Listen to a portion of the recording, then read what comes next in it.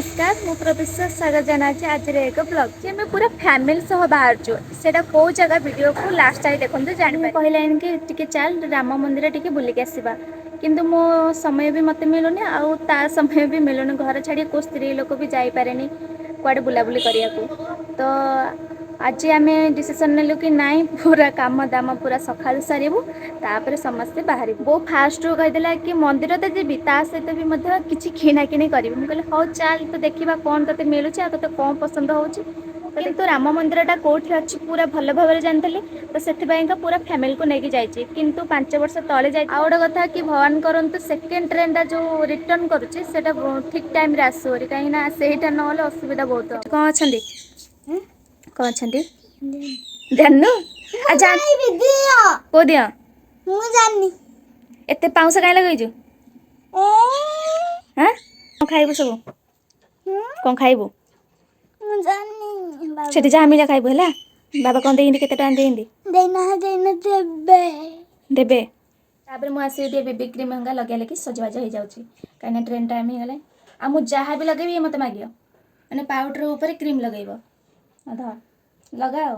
देखिए ता हसीबे सेठी तापर मु निजे सजवाज है कि रेडी है कि बोर जो साड़ी कुंच को ठीक कली बोर सान भौने सान भाई रे रेडी है कि गले स्टेशन सखर जेतु से गाड़ीटा चलाउची ठाकुर को मुंडिया मारी कि से चलेला को छाड़ी के आसिले तापर मते नबो मु वेट करिछि मते आसी कि स्टेशन ठीक नहीं आसिला बोपा महलो कि तो आसु आसु स्टेशन ठीक देखिया पहिले पूरा दळे मांकड़ जने लोकटी अधा बाया आइतले तांको कथा काहेकि के जानि मानुछंदी मांकड़ जो ट्रेन ने जेबु से ट्रेन आसिला हारी ट्रेन रे एते लोक थले सेठी वीडियो करबा असंभव होई तापर आसी कि हमें निराग रुटी पहुंची गलु आमे फैमिली फोटो उठाउथलु लोक पूरा बुली बुली अनौछन एपटे सान भौणी दुष्ट होइतबारु सान भाई ताको रागौची आ एपटे समस्त को देखिदेलु एटा होची निराकरपुर कॉलेज भितरु गलुनु तापर आमे बाहर पलु मंदिर ठीक मंदिर को बेसी के लोक आसी नथिले आ एटा होची मंदिर रे एंट्री बट सेठी जने लोक कहले एटा होची राम पत्थर को छुंकी मुंडियाटा मारलु राम पत्थर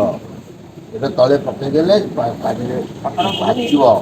তোমরা আগুন মিছু তোমরা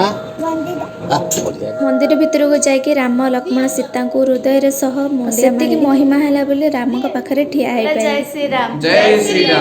भाईना चाबी पके जाउथले त तांको कहलु कि नाइ रुह हम भोग कर दबो तबे हम जाउछु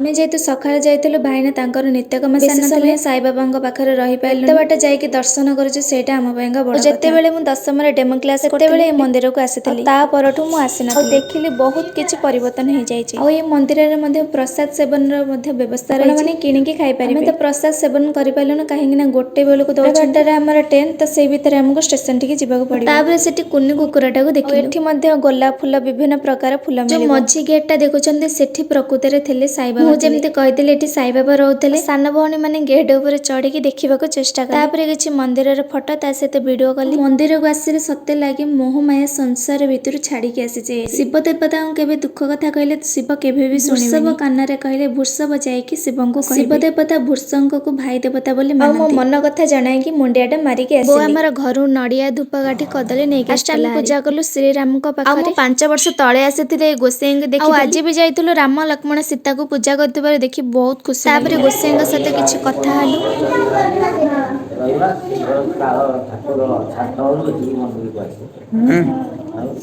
25 वर्ष है ना 25 वर्ष 35 वर्ष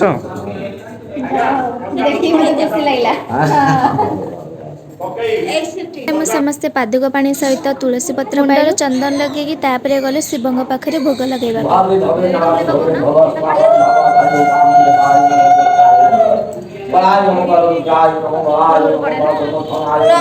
शिवंग पाखरे भोग लगे तापरे आसिलु रे हनुमान को दर्शन करिकी एबे पूजा पूजा सरले एबे चलंदु किछ खाइबा गुपचुप खाइ कोन खाइबा सब गुपचुप हां गुपचुप गुपचुप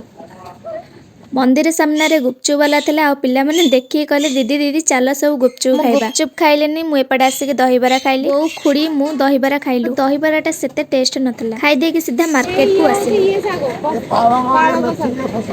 तापरे मौसा अंडू बुझिले सागो गोटे बिडाउ केते कहले कि हम गां रे 5 रे बिका होजो गोटे सागो बिडा तापरे सेठु आसी की बोर चूड़ी हंगा किछि किना किनी तापरे किछि किना किनी सारी की स्टेशन रे आसी पहुंच गले तळे बसिले मु आसी ओभर ब्रिज ऊपर बसिले काहिना तळे चेयर नथला जो स्त्री लोक गुडा को देखुचंती ଏମାନେ ଆସୁଛନ୍ତି ଆନ୍ଧ୍ରା ପଟୁ। ବଡ଼ ପେଟ ବାଟଣା ପାଇଁକା ଏତେ ବାଟ ଆସିବାକୁ ପଡୁଛି। ଏଇ ଗଛରେ ଏତେ କୋଳି ଯେ ଶେଷରେ ଆମ ସାନ ଭଉଣୀ ମାନେ ଆଣିଛନ୍ତି କୋଳି। ଭାଇ ଏପଟେ କହୁଛି ଆଜି ବୁଲି ବୁଲି ମୋ ହାଲତ ଖରାପ। ଏତେ ଜୋର ପବନ ଦଉଛି ମୁଁ ବି ଘୁଡ଼ି ଗାଡ଼ି ହେଇଯାଇଛି। ତାପରେ ଆମେ ଟ୍ରେନରେ ଚଢିକି ଆମ ଗାଁକୁ ଫେରିଲୁ। ବାହାର ତ ଦୃଶ୍ୟ ଆପଣ ମାନେ ଦେଖିପାରୁଥିବେ କେତେ ସୁନ୍ଦର। ଆମେ ଗାଁରେ ଆସିକି ପହଞ୍ଚିଗଲୁ। ଭାଇ ଫାଷ୍ଟ ବୋଉକୁ ଛାଡ଼ିଦେଲା, ତାପରେ ଆମେ ଏଇ ସବୁ ଜିନିଷ କିଣାକିଣି କରିକି ଆଣିଲା। ଆଉ ତାର ବହୁତ ଇଚ୍ଛା ଥିଲା ଆଉ ବି କିଣାକିଣି କରିବାକୁ। ତାପରେ ମୁଁ ଘରକୁ ଆସିକି ଭୋଗ ପାଇଲି। ଆସିଲୁ ଘରେ ରୋଷେଇବାସ ହେଇନି, ଆଉ ଭାଇ ଆଣିଲା ହାରି ପାର୍ସଲ ଆଣିଲା। ଗୋଟେ କଥା, ମତେ ଯେତିକି ବି ଭଲ ପାଇବା ଦଉଛନ୍ତି ମୋ ପାଇଁକା ବହୁତ, ଏମିତିକା ମତେ ଭଲ ପାଇବା ଦଉଥାନ୍ତୁ। ଆଶା କରୁଛି ମୋ ଭିଡ଼ିଓ ଆପଣମାନଙ୍କୁ ବହୁତ ସାରା ପସନ୍ଦ ଆସିବ। ଆଉ ଯଦି ମୋ ଚ୍ୟାନେଲ ନୂଆ ଅଛନ୍ତି ତାହେଲେ ଲାଇକ୍ ସେ ସବସ୍କ୍ରାଇବ୍ କରିବା ଜମାରୁ ଭୁଲନ୍ତୁ ନାହିଁ। ରହୁଛି, ଜୟ ଜଗନ୍ନାଥ।